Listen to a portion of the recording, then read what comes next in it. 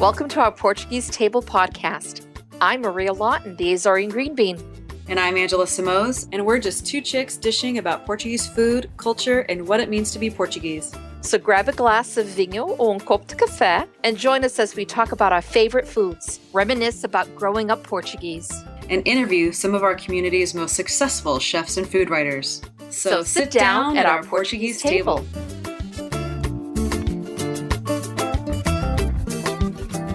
Welcome, everybody, to another episode of Our Portuguese Table. My name is Angela, and Maria, how are you today? Hola, querida. I am fine. I'm doing well. Good. It's fall. It feels like fall. It does. And I'm enjoying it here in the East Coast because it's nice, crisp mornings. So today's been a good day. Today's been that's good. So far, so good. So far, so good. And how is it out there? It's the sun is out, but it's there's a crispness in the air as well. There is. So I love it. I happen to love fall and winter weather. Mm-hmm. It's just my preference, though. I like the summer too, but I just love the turtlenecks and the sweaters, and you can't beat the sweaters. Being cozy on the sofa with the blanket and all Definitely. that. So the only thing I don't like is that it gets dark at 5:00.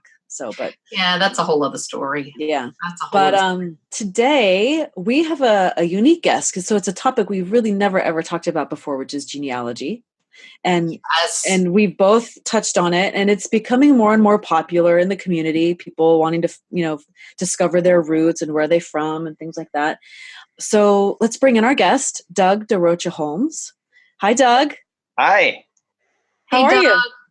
Hi, I'm doing great. Well, welcome to our table. Thank you.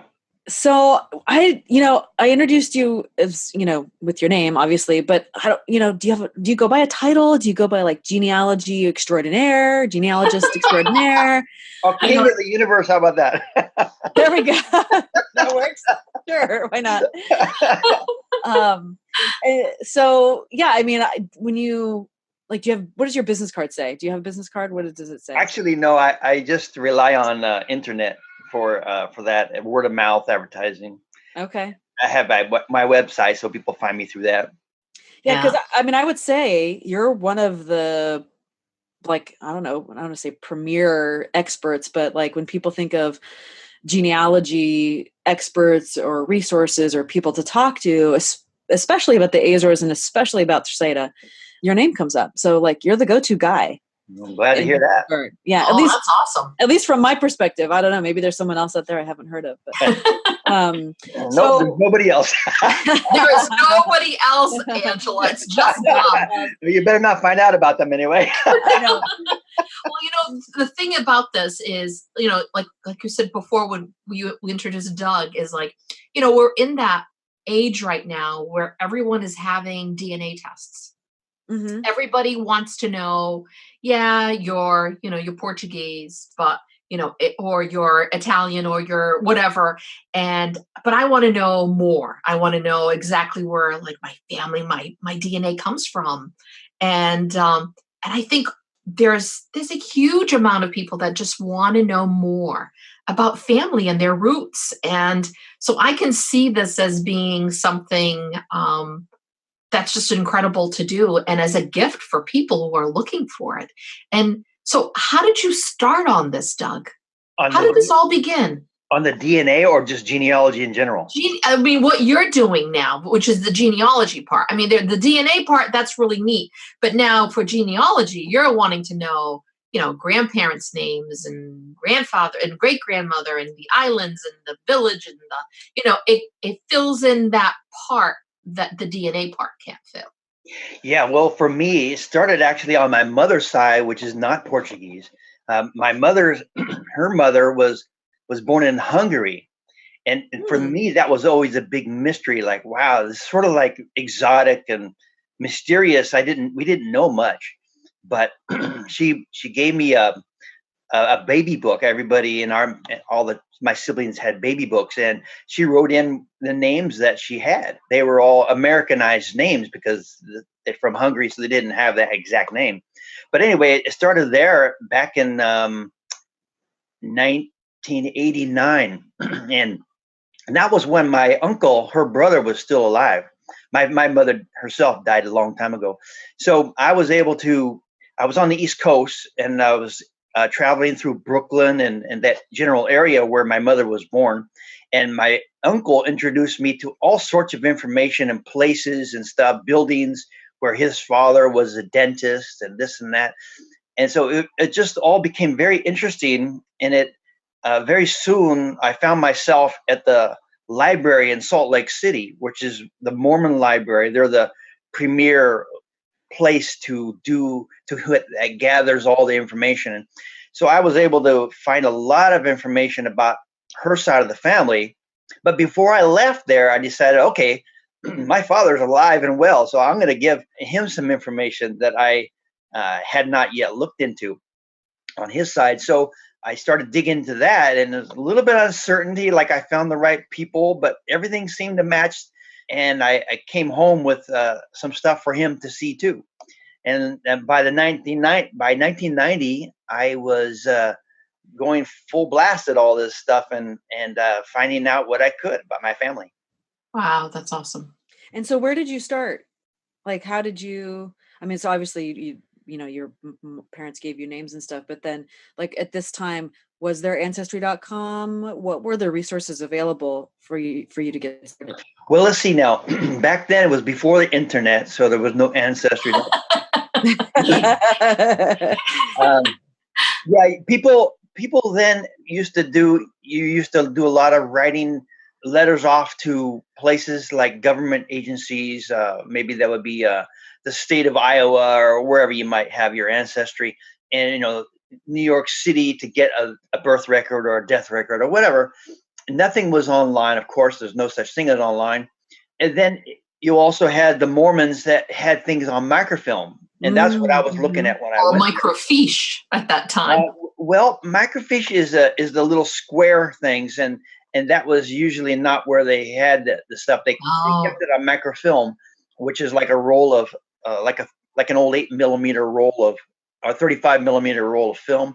Wow. So you put it on the machine and you crank the handle. It's really funny to talk like this as if it's so ancient history, but it's not.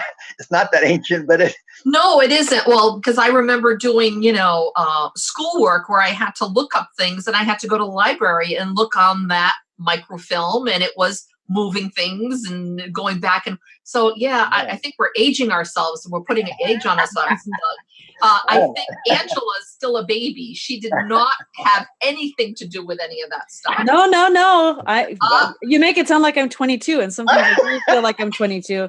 But when I was in high school, and even so in high school, I did the whole microfiche like research for papers and stuff. And when I got to college, we still had to find books using a card catalog in the library.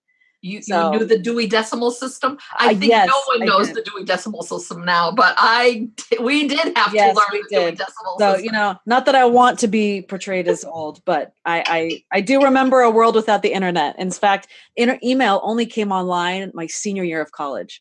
And oh, wow. Yeah. Okay. So, I can't imagine. I mean, because it's hard now, Doug, even with all the resources that we have. I can't even imagine the work and the amount of letters and waiting and stuff like that you would have to have done in a world without the internet. Because, so for example, I, in trying to get my citizenship for Portugal, because I'm third generation, we had to go find my great grandmother's birth records, right? In Portugal, that's where you had to go, because my grandmother, all my grandparents were born here. My parents were born here, and they couldn't find it. So I had to start the process over again and apply via marriage. And so I'm still going through that. So like, we can't even find the birth records, because we had to, or at least, I mean, I haven't gone to the archivos, right, in the city where she was born, but we put in the request and they came back to us and said, well, we can't find it. Are you saying that's the status right now? You still can't find it? Yeah. I mean, well, I haven't asked again, but yeah. No, I've got good news for you, because I have it.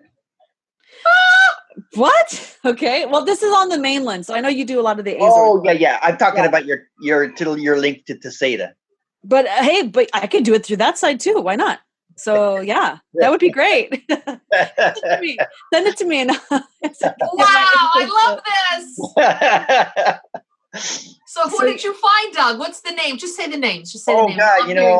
God, you're talking about something that I haven't looked at for many years. I have no idea. I think all thing I remember is the name Costa, but I don't remember anything else. Yeah, that's the last name.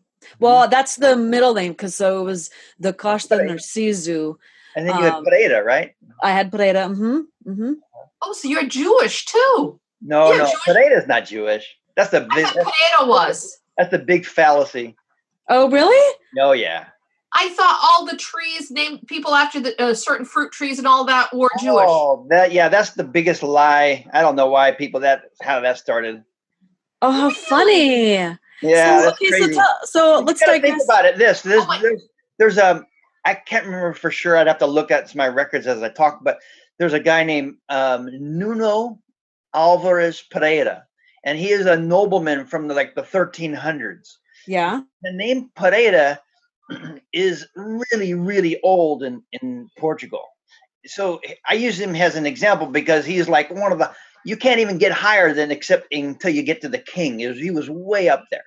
And so the name of Pereira, it happens to be, meaning pear tree, but it has nothing to do. See, people started saying like Oliveira or Pereira or other things, that fruit trees or something. I don't know why they picked that, but that they had something to do with the Jews. Well, the Jews were forced to convert in around 500 years ago.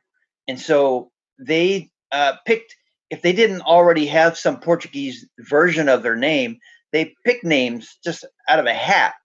And, and they picked the names that were around them and people that they're heard of. So every single name that exists in Portugal, at least one Jew had probably picked it. So there's, every single name, you couldn't say they're all Jewish names. Well, it's true, they were. Jews used them, but that's just because they all adopted them. That's nothing to do with the origin of these names. So almost nobody, percentage-wise, named Pereira is going to find that they have a Jewish ancestor with the name Pereira. This just doesn't work that way. So that goes for like Moreira, Freira, like any of the Eiras. Yeah, nothing like that. God, interesting. So okay, so everybody out there who thought you were Jewish, you're not. Yeah, Freira is referring to Ferrero, the blacksmith trade. So that's like another name like Smith, or Schmidt if you're German. That's what that refers to. Right. Yeah, it's really, there is a sort of a wave, a modern trend to find Jewish links. And if you're trying to find it through the fact that you have the name Pereira, which probably 100% of Portuguese do have that name, you're not gonna get anywhere with that. If you don't have Jewish traditions that have been handed down to you through your ancestors, then there's probably no chance that you're going to find any connection to the Jews, unless you do a regular DNA test, and you will. Yeah. Now, there are ways to do that. There's some specifics on how you can kind of verify things, but yeah, because at least 15% of Azorians come from Jewish descent. I think 100%. I don't think you can be from the Azores and not have at least a tiny percentage of Jewish ancestry. They because that's what when I met with people at the Heaven's Gate synagogue in Ponta Delgada. Mm-hmm. The doctor, oh my goodness, I can't think of his last name now. Oh my God, he was such a sweet man too. And there is, and my family is one of them. We do have that percentage of Jewish in our family. Mm-hmm. So, but we got that through DNA. Yeah, last time I looked, I had there's a recent change in things on how they evaluate percentages, but I was looking at mine and I have 1%. Wow. Interesting. But it could be coming through my mother too. Right.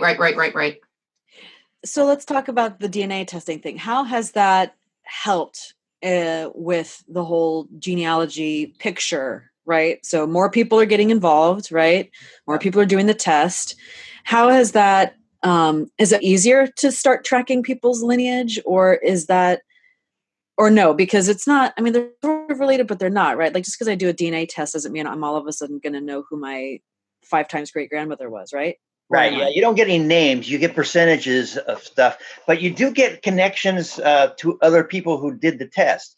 And if they have a good tree, you can kind of get an idea that if you're getting a lot of connections through DNA to people who have a known connection to the one or another island, then you could kind of start to think, maybe I have some ancestry from there, even though it won't tell you exactly how.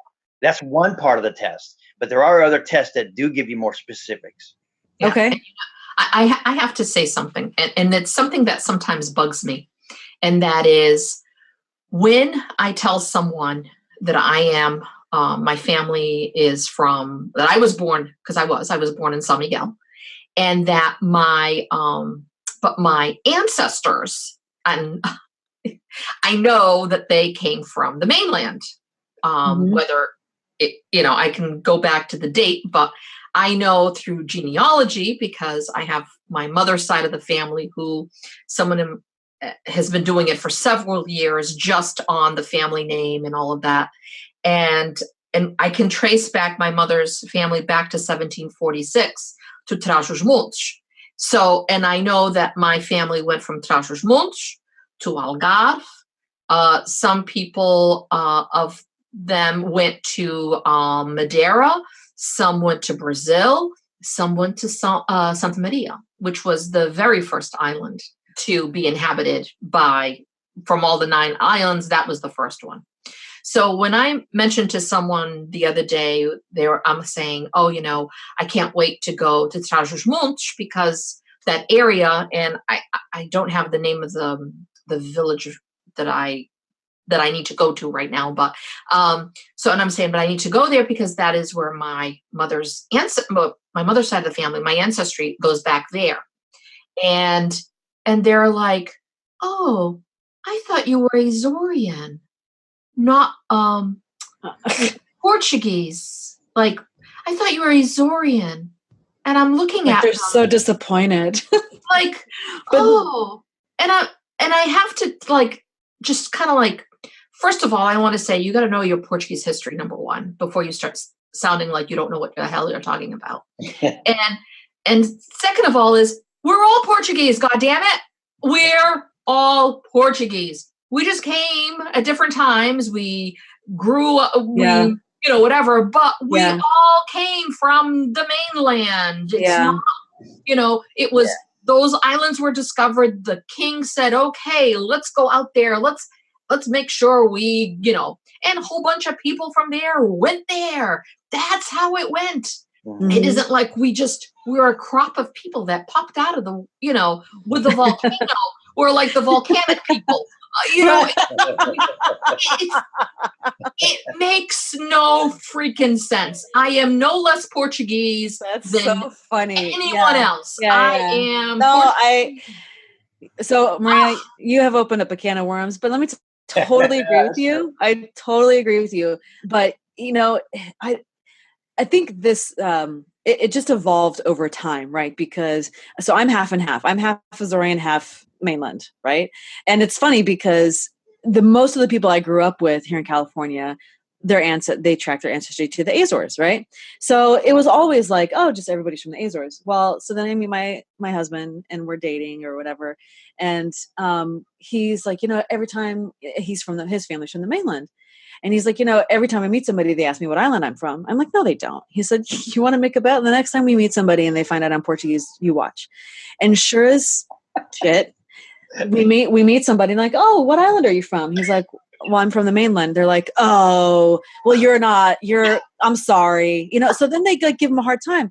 And it's just like, why do people do that? It's just so infuriating because it's the them and us mentality. It is. Yep. But then it's like in between islands too. And I just don't get it. So the good thing is I do think that territorialism is kind of distinguishing with the generations because we are mixed and there's not, so many purebloods, if you will, right?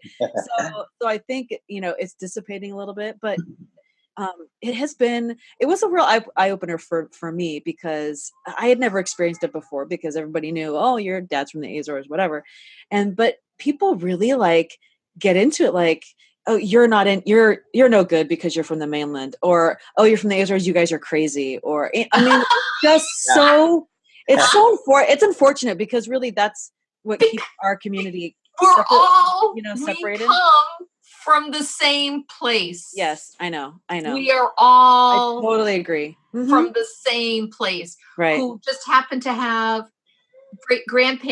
my great grandparents who came to Santa Maria. That's from the mainland. That's the only difference. They decided not to stay in the mainland and come to Santa Maria. Yeah. But it's just, well, there's even any less Portuguese by being born in the Azores. When did that happen for you, Maria? When did that happen for you? Where they from the mainland they moved to Santa Maria? Approximately what year was that? Oh, honey, I don't have that. I should have. I'm not prepared, Doug. But okay. I do have that. I do have. Like what century? Do you have any idea at all? Oh, it was my great grandparents. So that's fairly recent. Yeah, it was my great grandparents, not my grandparents, my great grandparents. So aside from those that particular branch from Santa Maria, everyone of your other ancestors are all from the mainland? I have no idea what happened to the siblings of theirs. Yeah. But we're just tracking your own ancestor. Yeah. I have no idea about if their brothers and sisters stayed behind. Yeah. In whether they were the ones that went to Algarve and are still in Algarve, or if some of them still are up in Trás-os-Montes area. I have no idea. Yeah. I know that some of them also went to Brazil. That I know. Yeah. Some of my went out to Brazil, and that some of them also went to Madeira. So it's funny how that goes. Mm-hmm. But I know with this is all my mother's side of the family. So my grandmother's parents were the ones who came from the mainland into Santa Maria. Mm-hmm. Yeah. And then from Santa Maria, they went to San Miguel. Mm-hmm. Because I guess it's the bigger island, and they went there for, I guess he was in business. He did business. He had business. Yeah. Economic. Yeah. So that's but yeah, it's really neat to see all that. And but as far as I'm concerned, it's my grandparents, my grandparents, mm-hmm. They were born in the Azores. So I have, a couple of generations and myself that we were all born in the Azores in San Miguel. So Doug, so if you remember, before not many years ago, it's probably 5 years ago, my dad did the DNA test. Yeah. So before he passed away, and it came back and showed that he actually didn't have a lot of Portuguese DNA. Do I remember that correctly? Well, not exactly. See, the problem is, and I haven't logged into your father's account for a while, but what happened is that there's just not enough people getting tested. So he matches somebody at a low level, and I'm not really remembering exactly what it was, but there was just a few people. They were not Portuguese, and then what that indicates. And first of all, your father did the Y DNA test. That's the one that follows the paternal line only. And so it's not the one that has all the percentages that you've been talking about. And so these connections that are showing up are from easily 4,000, 5,000 years ago. Oh my God. And okay. So these people, that are showing up are branches that settled in other countries, but the connection between you is 3,000 or 4,000, 5,000 years old. So what that means is that you don't have anybody that is showing up from the Azores or from Portugal, simply because there's a lack of testing, which we really need to remedy. But That's what's happening in your case. So far, it's considered a rare branch simply because you're practically the only one that represents it. Yeah. Interesting. So I guess the more people that get tested, and that's where you see the changes in, I guess, connections and percentages, right? So it does change. No, you can't really do a connection between percentages, that's the what I'm calling the regular normal DNA test that has a lot of cousins from different places and different size segments that you connect to people with. That's all what they call the autosomal DNA test, and I call it just regular, just to use plain terms. But it's the one that all the companies are selling. But the one your father got is the Y DNA that looks at the Y chromosome handed down from father to son. And so by being very narrow and specific, you know that your father got it from his father, and then your father's grandfather got it, gave it to your grandfather. Whatever. It just follows the exact straight maternal line, and there's nothing to do with percentages at all. It's okay. It's just all like, when do you link up to these other people from other countries? When do you link up to people from Portugal? Well, the whole thing is especially if we're talking about the Azores, besides people from the continent coming into these islands, we also have, through the centuries here, we've had the Romans, even through the Iberian, but we've got through the islands, we've got the French coming through, we've got the Celts coming through, we've got all of these, we've got the Dutch coming through.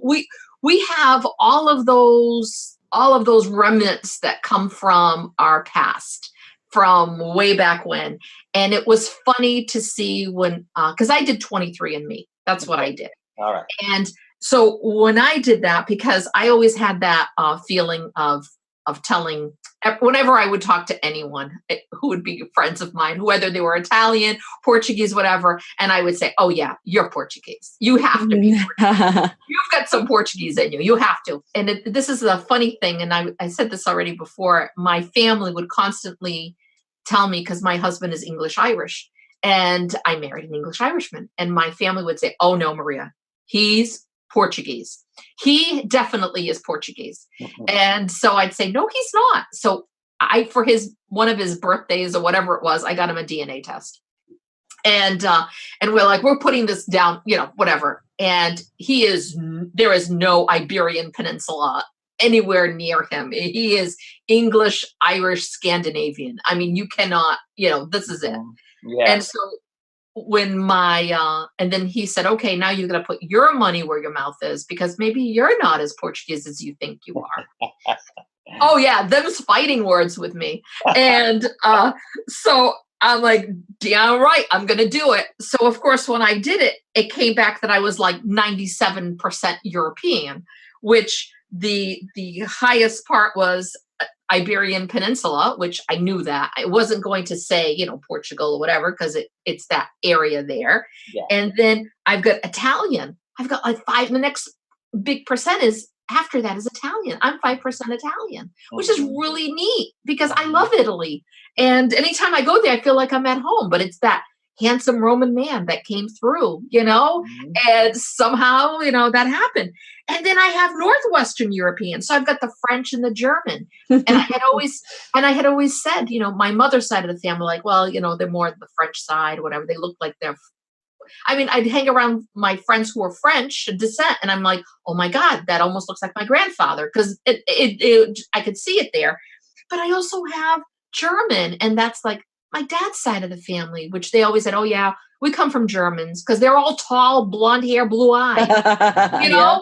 And so that makes perfect sense. I don't know why I didn't inherit that gene, but that's a whole other story. But I also have British and Irish, and that and Finnish, which makes sense of all of the people that went through the Iberian Peninsula. That's true. It was literally all the people that pretty much went through and overtook it through time. And so I have all of those pieces, and I can see through history just how long and why I have a 97% tile of being who I am. So there's no doubt, folks. What you're saying is it reminds me of something that I think might be fun to point out at this point. You talked about the general autosomal test that 23andMe does, Ancestry does it, and then FTDNA, the family tree DNA, the one that I prefer, and it goes all these percentages. So now Angela's father did the Y test, which is the one that is the narrow focused paternal line. Now I can't do that. No, you can't. But the thing is that what I'm pointing out is you can find out which exact ancestors gave you these percentages from the Y test. You can't find out any other way, but you can only test your own line, your own father or brother or uncle, whoever has your paternal line.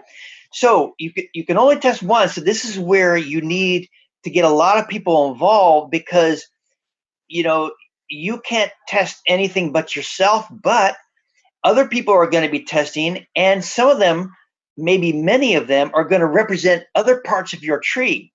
And if you get enough people involved, you can find out many ancestors what their origins were. And so you can find out, oh, I'm getting one that has a connection fairly recent to all the Swedes, or this one here is getting the Celtic, or whatever. And so you can. That's why Y-DNA, I think, is the most valuable test of all. So whereas my father has passed away, I won't be able to have him do that. But I do have. If you have a brother, I have my uncle, my dad's brother, who you go. So I have to have him tested. That's right. And it has to be done with the Y-DNA test at the Family Tree DNA, FTDNA website. I can tell you about that separately. Okay. And so then with that and what I have for mine, I will get a better picture of exactly who my ancestors are. Yeah. And your paternal line, if you go back to the like 500 years ago, you have, thousands of ancestors. And your paternal line is only representing one out of thousands. Now, obviously, it's all you can do, and that's why you have to count on other people to get involved. Now, whenever somebody comes along and gets a test that's from the Azores, I kind of figure that that's representing me somehow, some way that I don't really know, but somehow it's representing me too, because I figure that the chances are that whatever ancestral line they have, even if I can't find an actual paper trail connection to that person, maybe it's just maybe it's 100 years before the paper trail records start.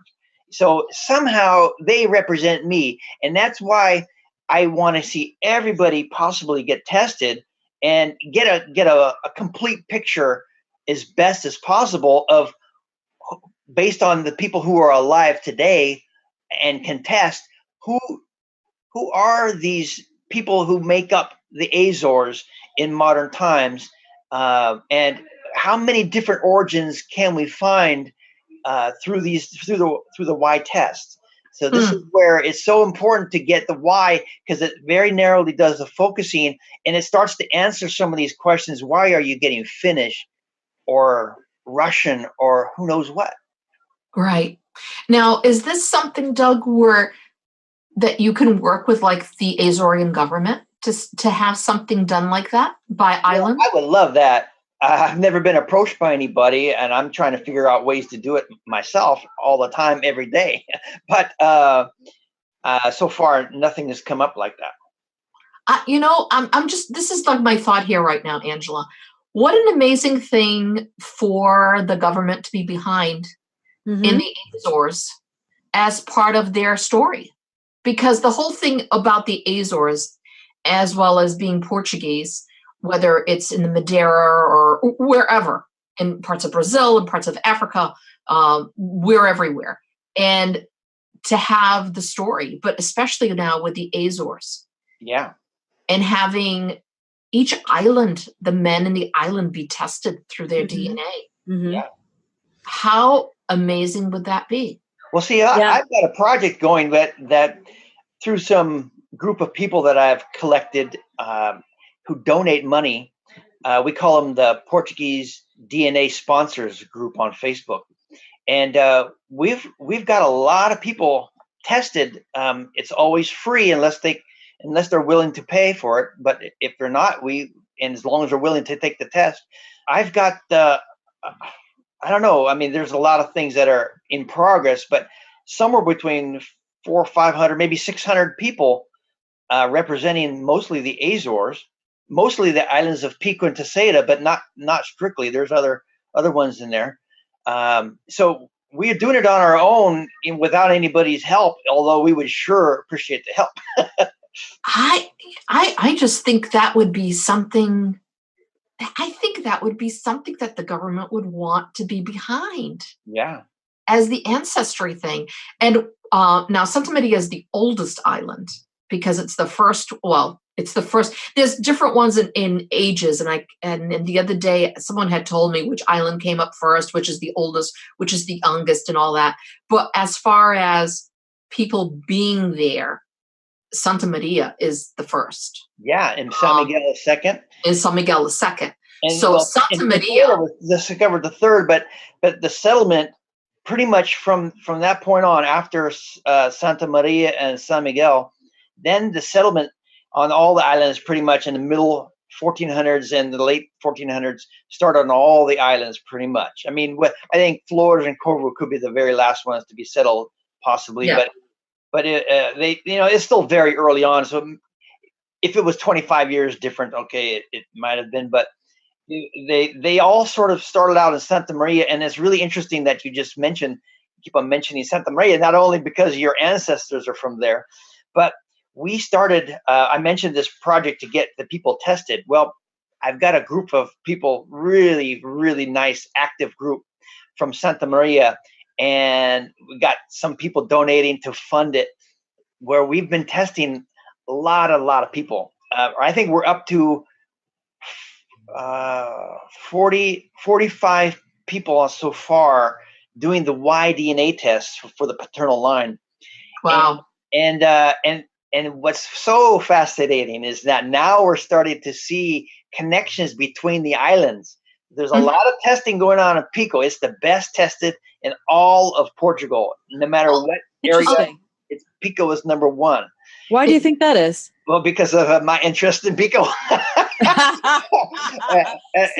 See, Doug, you're the guy. Like I said in the beginning, you're the guy. And so what's fascinating is that we're getting connections to some of the people who got tested in Pico, and we're finding out that, hey, they have a great match to this person who just got tested from Santa Maria. And so it's happening more and more. There's several connections to Santa Maria now. And it's all thanks to DNA that we even know about it. Well, and again, it started in Santa Maria. There you go. Just like my family did. They started in Santa Maria, but then they went to San Miguel. Mm-hmm. In the same way, they started in Santa Maria and they went off to another island. Yeah. And there was a lot of island hopping. Oh, yeah. In the early days, when you had to look a little harder to find a spouse, you often will find people going between islands. Yeah. It's really funny. And I say this a lot of times, but like, I feel like I'm related to Angela.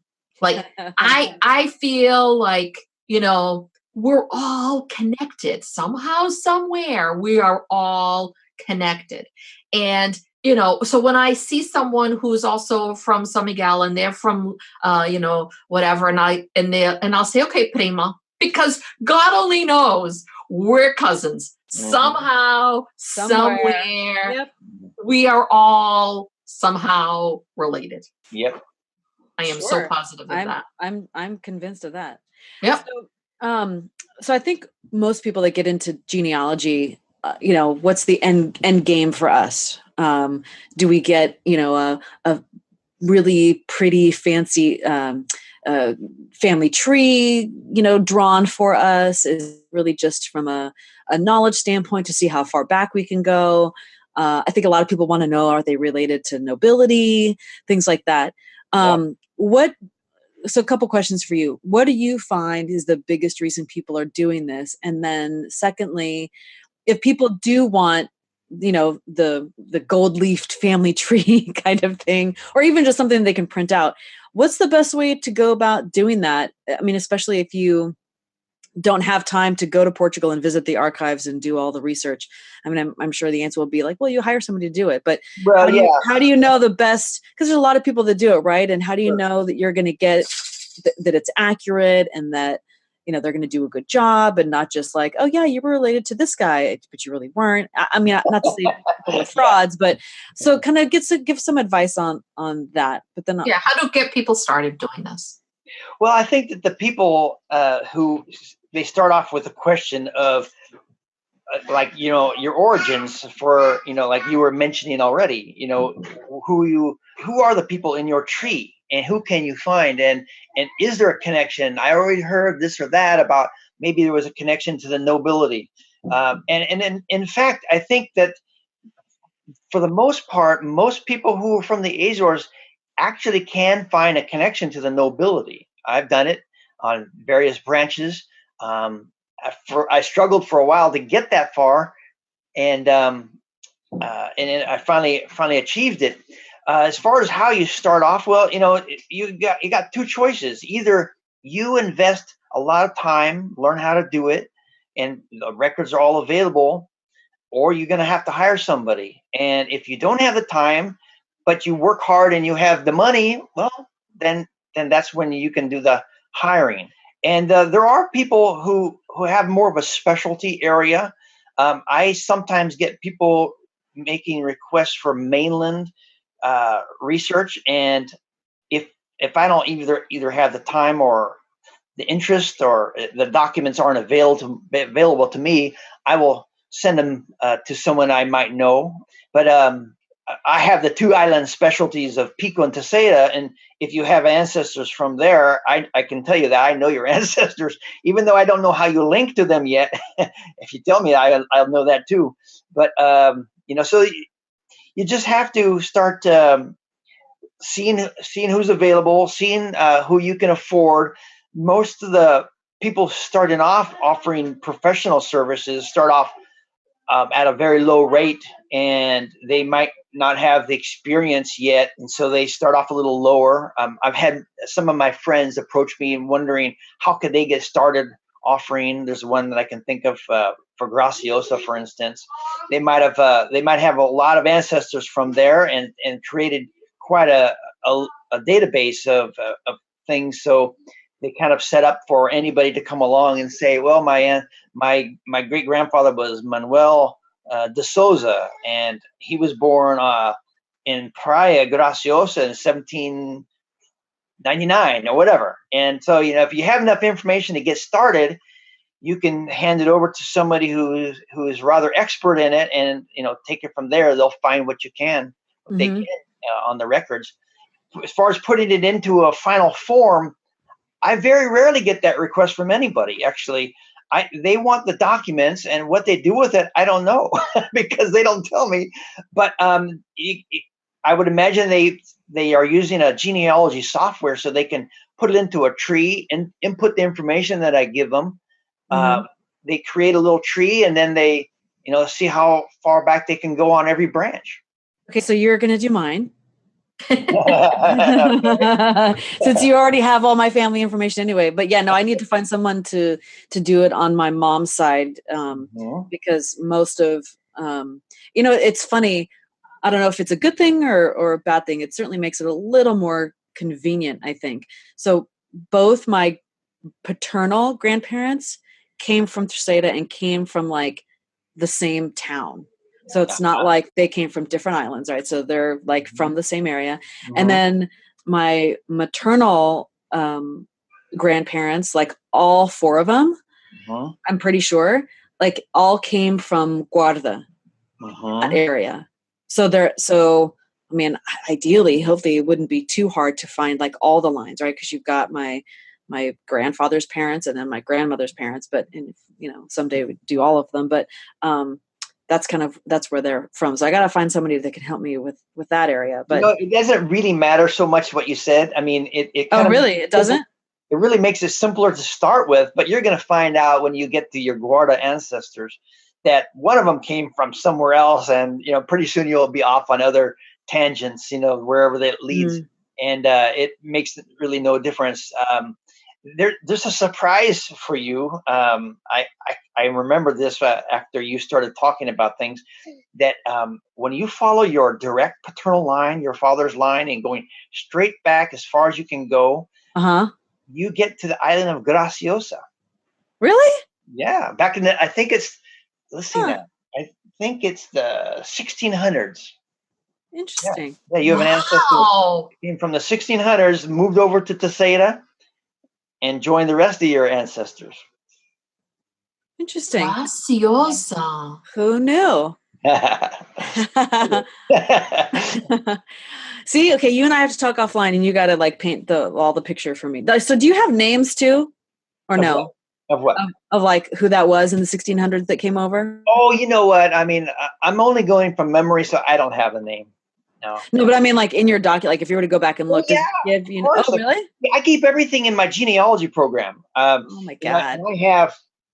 I don't remember how many I have now, but it's somewhere close to 300,000 names now. So, wow. And so I don't have it all those memorized, obviously, but when the genealogy program keeps everything organized. So all I need to do is type in your name, and whatever information I have input now pops up, and you're gonna for you I'll see your father and your grandparents. So I won't have anything on your mother's side, but I'll have all your father's side. Right.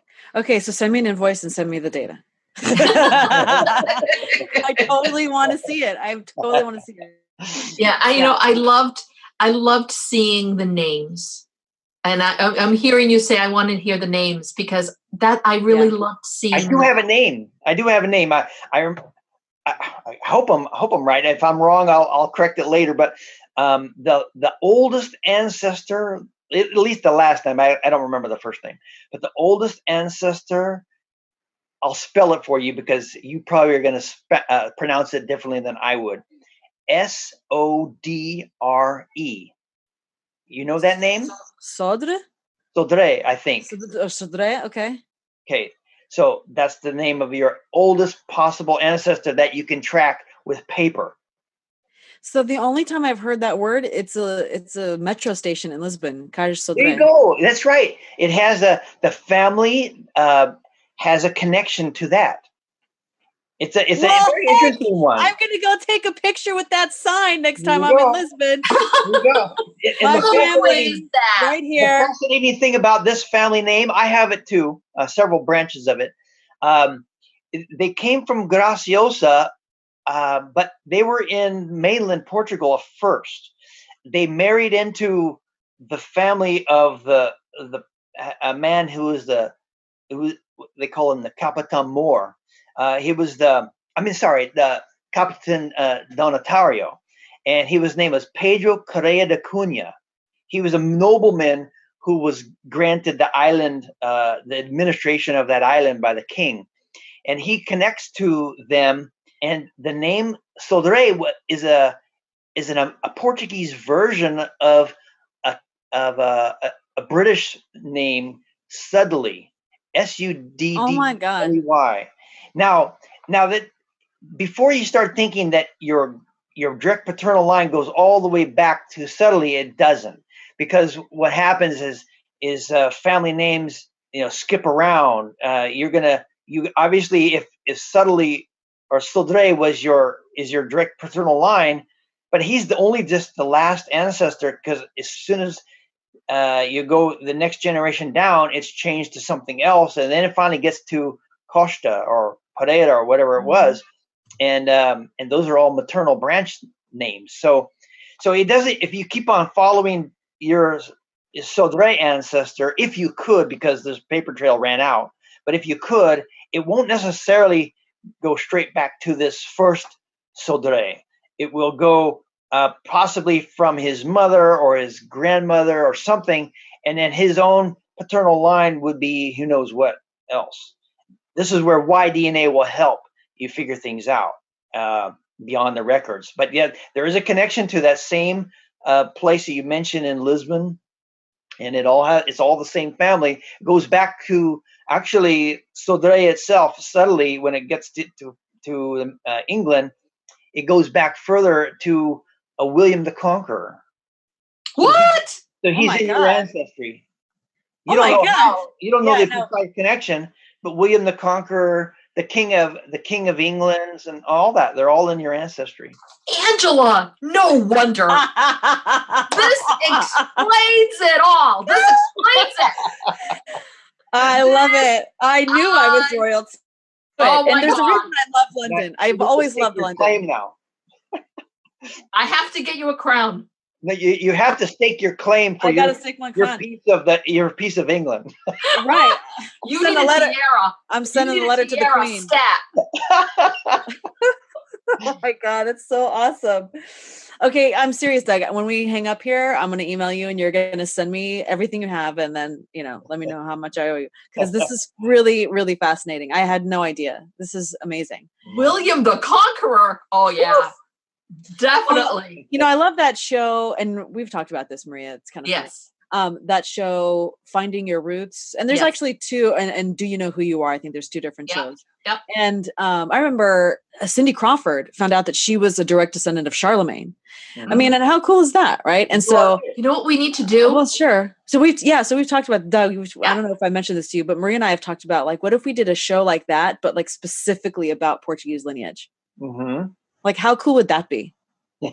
Yeah. Well, do you mean like which connections to the Portuguese go back that far, like proven? Yeah. That, or like, we ask, a celebrity, that we're going to do it, and we follow their line back, Portuguese, like a Portuguese. It's going to be Finding Your Portuguese Roots. Yeah.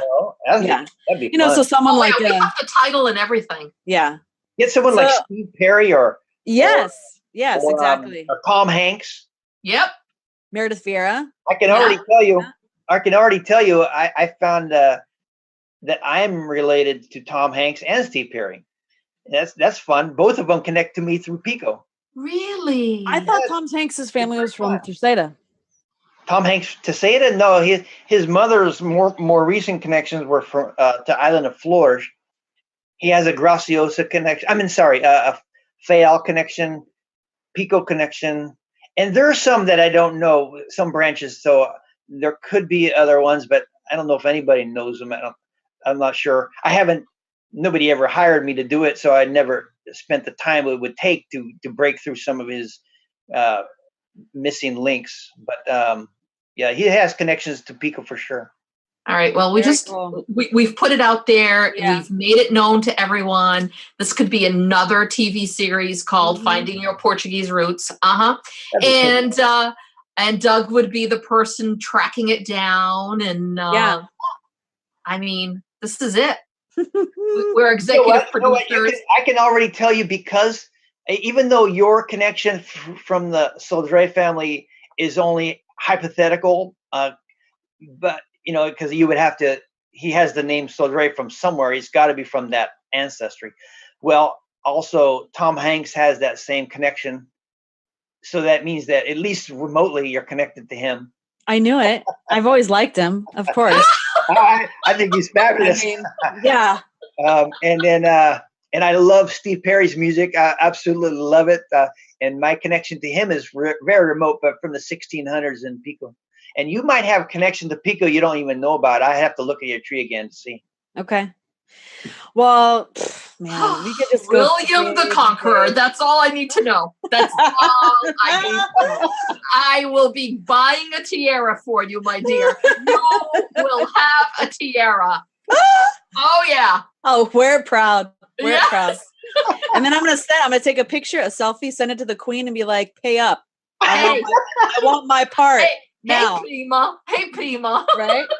Like, I know I'm in line. Am I like 10,000 in line? Number 10,000? Maybe like 20 million or something. Right. It doesn't matter. Doesn't matter. You're still in that line. You're still in that line. That's awesome. Well, we blew through an hour. Oh my God, we're running out of time here. Fast. Yeah. And we haven't even talked about food. So I know it's like completely not related to I can tell you I love Portuguese today. But but here's the thing. What if there were like, depending on where your ancestry is from, you're predisposed to like certain Portuguese foods, right? That would be kind of funny. Probably not. But I mean, because we all like everything. We all like the same food. Sure that's not right. Yeah, probably not. And I was just, spitballing. Anyway, okay. So Doug, what is your favorite Portuguese dish?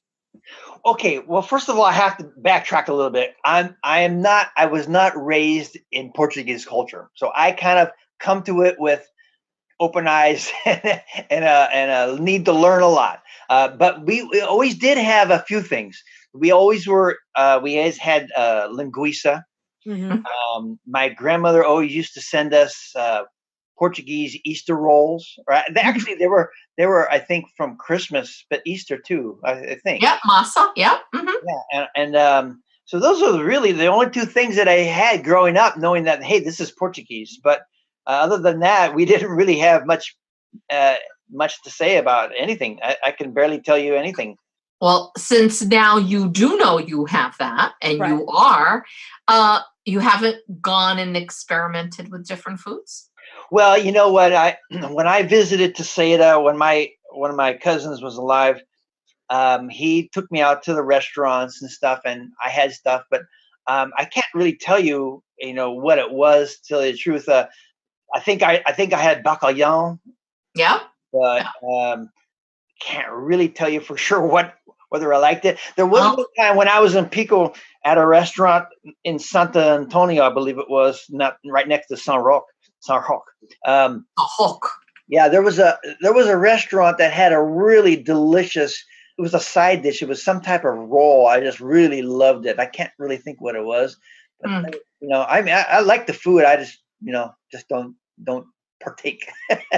And so now so you don't partake in it now, and with your children, are they exposed to the Portuguese culture at all? My wife is Slovak, and we are on just a good food diet. Doesn't really even matter what it comes from, and it's a lot of vegetables and a lot of good stuff. So it's not any particular ethnic type of food. It's just good food. So whatever that might be. Yeah, no, good food that's important. That's the best thing. So I was going to ask, do you cook anything, or have you experimented with cooking anything Portuguese or not? You know what? My wife does in the past more than before we were not really eating the good food as much. And so she did anytime she used anything with sausages, more often than not, she chose linguiça to do it with. So linguiça is the big thing for you then. Okay. Yeah, I think so. I mean, okay. As far as what I know, what I'm familiar with, yeah.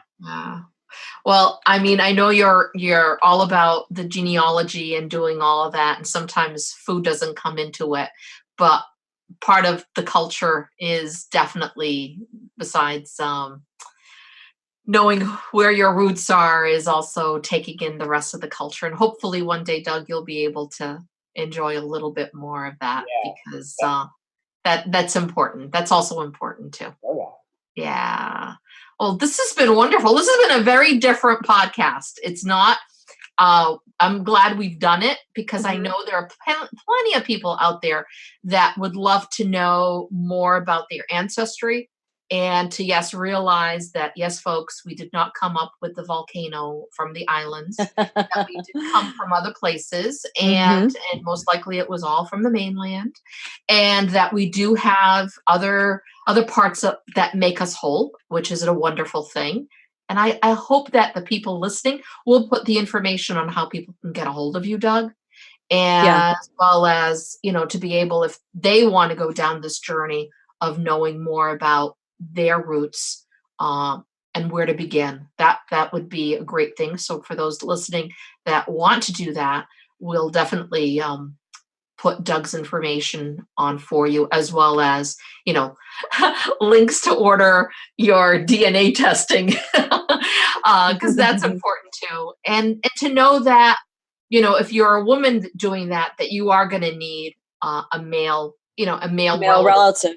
Yeah.